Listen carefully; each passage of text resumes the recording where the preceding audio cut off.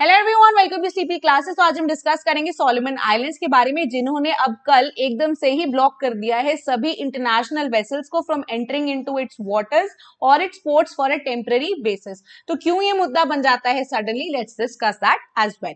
क्योंकि ऐसी same situation जो है परसिस्ट की थी earlier in the month of August, जहां पे यूएसए और यूके की जो नेवी शिप्स हैं उन्हें सोलोमन आइलैंड्स के पोर्ट्स में एक्सेस जो है वो रिफ्यूज कर दिया गया था।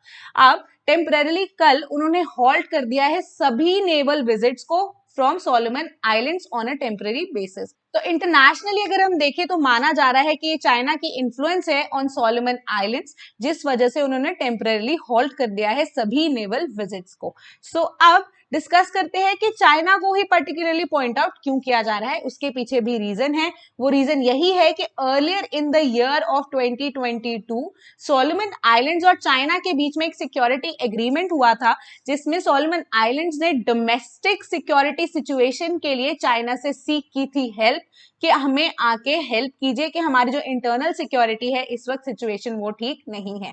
बट ये कंसर्न जो है आसपास के नेशंस यानी कि सोलोमन आइलैंड्स के आसपास के नेशन यानी कि इंडो पैसिफिक नेशंस के लिए सिक्योरिटी रीजन या सिक्योरिटी कंसर्न जो है उनको खड़ा कर देती है।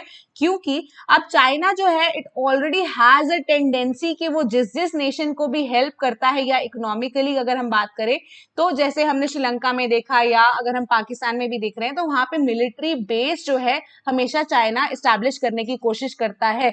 So will a similar kind of situation with respect to military base also occur in Solomon Islands. So this is a matter of concern for Indo-Pacific nations.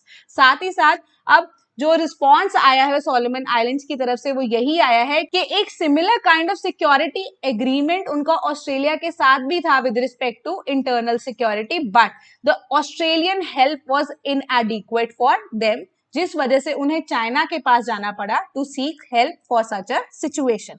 सो अब Solomon islands का इसके ऊपर रिस्पॉन्स क्या है पूरी सिचुएशन के ऊपर, कि जो मनेसा सोगावरे हैं जो कि प्राइम मिनिस्टर है सोलोमन आइलैंड्स के, वो उन्होंने कहा है, डिसमिस किया है कि चाइना किसी भी तरह से इंटरवीन नहीं कर रहा है कि जो पोर्ट के ऊपर हॉल्ट्स किए गए हैं। एंड साथ ही साथ जो यूएसए एंड यूके की जो शिप्स रोके गए थे उनके ऊपर भी कहा है कि मीडिया की तरफ से, मीडिया रिपोर्ट्स की तरफ से एक मिस इन्फॉर्मेशन है, क्योंकि उन नेवल शिप्स का पेपर वर्क कंप्लीट नहीं था, इसी वजह से उन्हें रोका गया and later on they were given permission as well. एंड साथ ही साथ ये जो टेम्परेरी हॉल्ट किया गया है मिलिट्री वेसल्स को वो इसीलिए क्योंकि वो रिवाइज करना चाहते हैं एक नेशनल मैकेनिज्म को with respect to Solomon Islands, इसीलिए सारे के सारे फॉरेन वेसल्स जो हैं they have been put on hold. So अब इन सारी सिचुएशन में चाइना जो है वो बेनिफिट कैसे हो रहा है।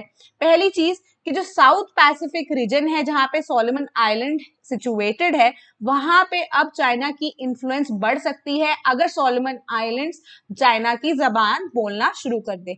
सिमिलरली अगर हम जियोपॉलिटिकली कंसिडर करें तो जो सोलोमन आइलैंड है वो कनेक्ट कर रहा है एशिया को सेंट्रल एंड साउथ अमेरिका के साथ।